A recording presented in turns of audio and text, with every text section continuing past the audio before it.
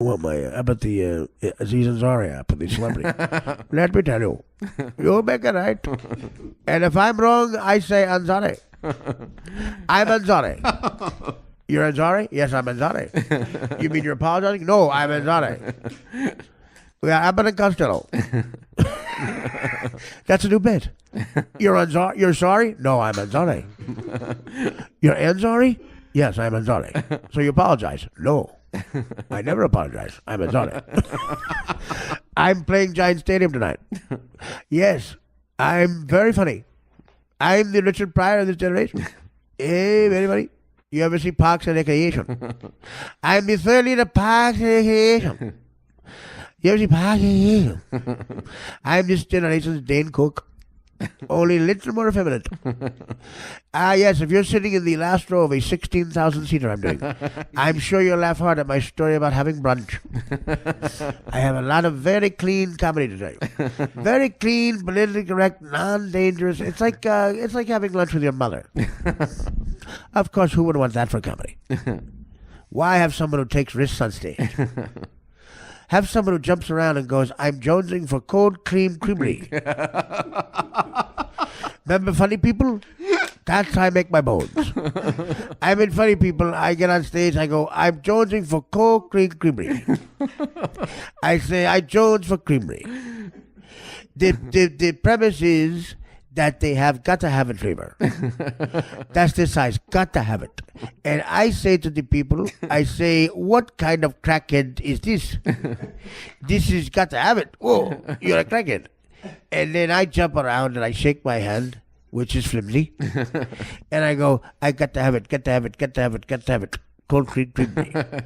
And then I high five Seth Rogen. Seth Rogen, who's not as funny as me, but a fat person. I high-five him and I say, that's how we do it, son. And I jump up and down. I saw PSA for anti-terrorism. A Muslim family is in the airport. 2 children, a wife, the Khans. Let me tell you, we are just coming through and I see a white man who works for the TSA. And I say to him as he frisks me, he frisks me. Does he frisk the other baby? No. He frisks me. And as he's frisking me, he feels something in my pocket. And he say to me, is that the Constitution or are you happy to see me? No, I'm not happy to see you. Your second guess is right. Do you realize the real reason the Titanic hit an iceberg was because my wife was up at the iceberg sun. And I fell asleep before I gave her permission to speak. So she wrote a note instead, iceberg. And by the time the note got done, they hit the iceberg. So I said, listen, you have permission to speak if you see an iceberg. Yell it out. Say, iceberg. If you see a Jew, yell out Goldberg. I tell her 2 things you must tell me. 2 things that are our enemy tonight. As always, Jews enemy. If you see a Jew, yell out Goldberg. Straight ahead. Goldberg straight ahead. James Goldberg. Boy, I tell you, that guy is really funny. I love the karaoke car. I say to my wife, you have permission to sing Adele. And only Adele. She say, okay. And then she go rolling with the deep. And then James got an open mouth. And he sing rolling with the deep. That's when I pull up my Constitution. I'm going to say this. You down with GOP? No, me. No, not me. You down with GOP? No, not me. You down with GOP? No, not me. And fuck that guy, I'm going to put a bullet to his head. know. And then you get all upset when he says, I don't know about this joke. It's called hypocrisy. This It's is called religious hypocrisy. This is odd. My Irish friend, okay? They had the mother had holy water by the door. When we were 11 years old, we couldn't leave the house unless we blessed ourselves. She's got holy water from the church, okay? Palm Sunday, she'd dip it and throw it at us, the palm, okay? 5 feet from the holy water was a television set where her oldest son, Alfie, would watch games he bet on. Okay? He had a bet on a Knick game. As I'm making the sign of the cross, because she screamed at me, a player on the Knicks misses a shot, causing him to lose money. I go, in the name of the Father, the Son. As I get the Son, her kid yells at the TV at the top of his lungs, "Shoot, nigger!"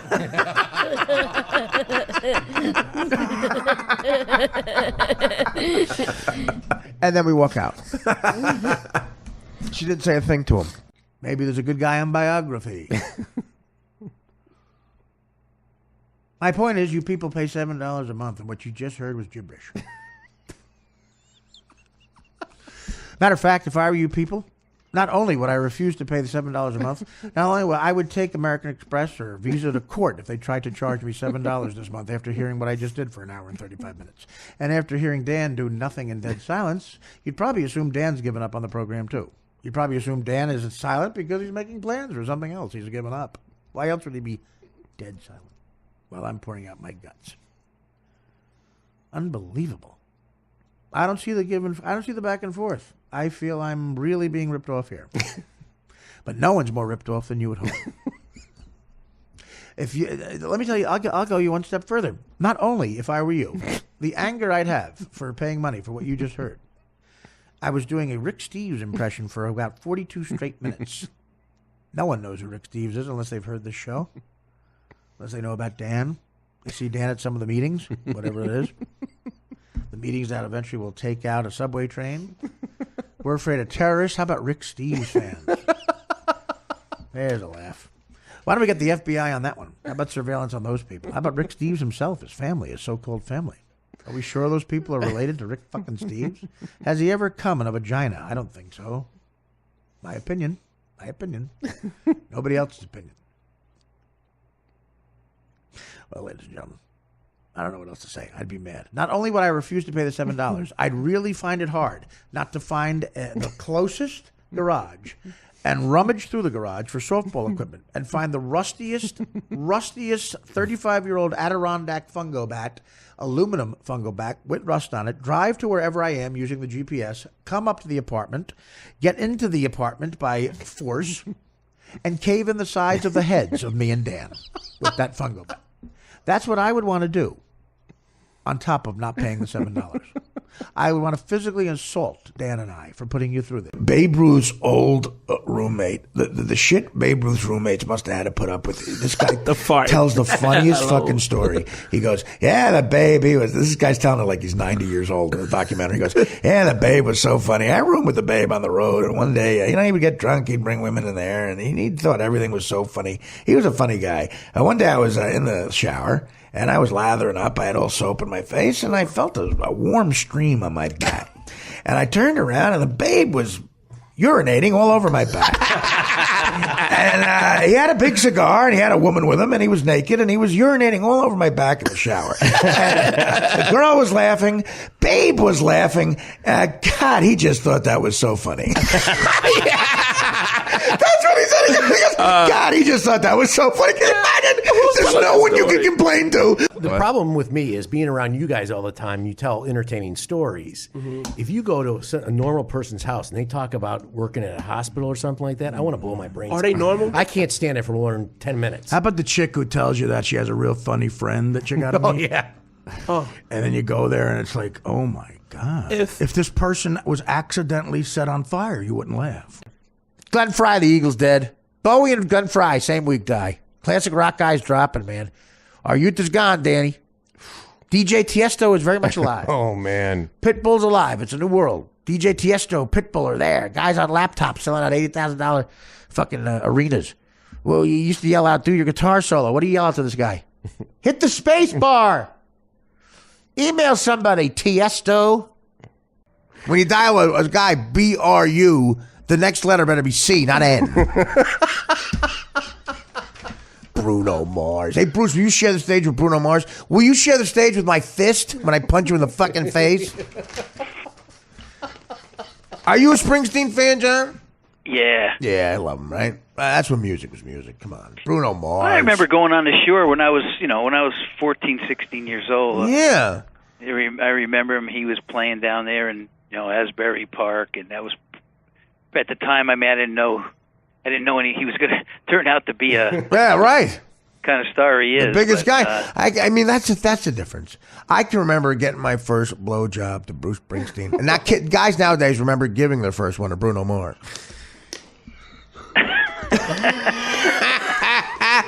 I got my first blowjob to Springsteen. I gave my first one to Coldplay.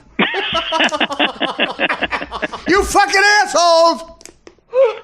Now they got guys nowadays selling out arenas. They have a laptop, DJ Tiesto. He mixes up music. No guitars anymore. Remember, you go see the Stones, you're screaming out guitar solo, drums. Now a guy checks his emails for 2 hours. Kyrie can maintain the outside shooting. They can keep the lanes open for LeBron. Yeah, I think they have every chance to beat those Golden Boy motherfuckers. Yes, I do. Now, does LeBron's mom go to the game or watch it at home with Delonte? Wait, was that a question? What do you think? Yeah, Delonte West recently went crazy. I think he was seen making out with an ATM machine in Oakland. And Kathy Griffin then she goes, does he have to be in here? And I wake up so cranky, like I don't know what's going on. Because they woke me up. She nudges me, goes, Artie. I go, what? Like it's my wife or something. What? You fucking cow. She goes, can you leave? Sleeping? Can you leave? Do you want me to leave? He goes, yeah. So I have to throw her hair and makeup team. She's doing an Emmy press day. She's got to go to the Today Show. Her hair and makeup people are in where I have to sleep, and Gary kicks them out. So she has to do her hair and makeup next to, like, you know, the interns taking calls. She's next to Beetlejuice. Who, by the way, looks, when she doesn't have hair and makeup, she looks like Beetlejuice. And she looks like a Brussels Griffon. What is the Juice Man up to these days? Let me just, I don't know. What do you think he's up to? He's an architect. He's still getting thrown at bachelor parties where you throw midgets. Going for a bachelor's degree. Right. He's going for a bachelor parties degree. But he still gets it legally thrown. I've thrown him. At a bachelor party, you throw the midget, he gets a cut. Makes about $2,000 a week. Goes to his mom, and she does something with it. She goes to the bathroom. Next week, he's back at it again. He gives the $2,000 to the mom, and I don't know what she does with it, but she does go in the bathroom and comes out more perky. And then she needs another $2,000. Yeah, she tells you about her next project. So he's got a great life going. What did you think I was going to say? How he got into Harvard? What's he up to? He's naked, telling somebody to fuck off. He's a Rhodes Scholar. He's having an argument with an ATM machine. Because the machine is telling him there's no money in here. He's dating an ATM machine. ATM machine. Were you doing that? Were you doing an ATM machine character? Go ahead. That was a good riff. Improv. An improv. Go ahead. There ain't no money in here. Please move away. Wait a minute. So is that the ATM voice? Yeah. It was better when it just sounded like your voice. There's no money in here, so please move away. Check that. Both suck. They start to laugh at anything. Like my one friend, Mickey Trezza, who last time I saw him, he was making out with an ATM machine outside a Cro-Mags concert. Now when Gino said, "Oh, what is Artie? What is this, your show?" He said, "What is this, the Artie line?" And then stop. Oh wait, it is. Well, now that you mention it. Well, Gino would stop. You get mad when I was being funny, and he was doing a 4-page monologue. But Gino has not refused to come in here, and he's holding his horses right there. Yep. Yeah. Last time I saw him, he was making out with a cigarette machine with dark circles under his eyes. There's Artie Lang saying, "Take care, why not brush your hair?" And as Tim Kaine would say, by the way, I'm going to premiere this, my Herman Tim Kaine character. Tim Kaine, of course, is the effeminate running mate of Hillary Clinton, who also speaks effeminate Spanish. Los nosotros, la polices, bandidos. Senor Trump-es, bandidos. Los nosotros, Antonio Banderas. Okay? Feliz Navidad. Feliz Navidades, Los nosotros Clintons. Hillary Clintons. He's an effeminate Spanish-speaking running mate. And I'll be doing my Herman Tim Kaine. Which will go like this. Yeah, I did the Herman Tim Kaine. Los nosotros my al. How flimsy is Hillary Clinton's running mate? That guy's got to be a secret. When he talks Spanish, Los nosotros, Las Felinas, Megas Lamonjas, Lanas, Los Añas, Ohio. Very feminine. And when he speaks Spanish, it comes out even more. And I'm perfecting this act I'm doing in clubs around the country. And this just getting such laughs just at the beginning. Los nosotros los llamas. Muchacha es la presidente. Did you meet my effeminate vice president? He speaks Spanish with a lisp. Los nosotros St. Peter's. Los nachos. No. The worst hair dye I've ever seen. And I think he works with a cane now. Herman Cain. Tim Kaine and Hillary Clinton. Hillary Clinton was told she walked with a cane, too.